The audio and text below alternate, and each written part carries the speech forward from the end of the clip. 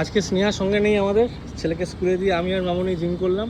হ্যাঁ জিম করতে করতে একটা জিনিস মাথায় এলো, হ্যাঁ যে দেখলাম যে যখন কেউ ট্রেডমিলে রয়েছে তাকে কেউ জিজ্ঞেস করছে যে প্লিজ কাইন্ডলি আপনি সরে দাঁড়ান, আমি করব। তো কে এটাতে বলছে? আরে অনেকে বলে ও, না হ্যাঁ, হ্যাঁ, হ্যাঁ, বলে, প্লিজ বা বলে। কাইন্ডলি ইংলিশে, হ্যাঁ, হ্যাঁ, হ্যাঁ, হ্যাঁ। এটার বাংলা কি হতে পারে? আমরা বাংলায় কিন্তু খুব ইউজ না, করি আমাকে কথাটা, একটু সরবে? আমাদের নিজেদের একটা স্টাইল আছে প্লিজ বা কাইন্ডলি বলার, সেটা কি? আরে বাবু একটু সরো না গো, তুমি করবে এরকম? না, বা মেয়ে হলে আবার আবার আর একটু ট্রাই করো, পারবে পারবে। একটু সরবে। একটু হ্যাঁ।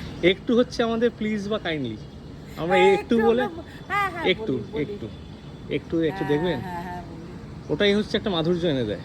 হ্যাঁ, একটু তাই তো? সরবে বাবা। একটু, হ্যাঁ একটু বলে মানে দিছো হচ্ছে না? প্লিজ বা হ্যাঁ, কাইন্ড। হ্যাঁ।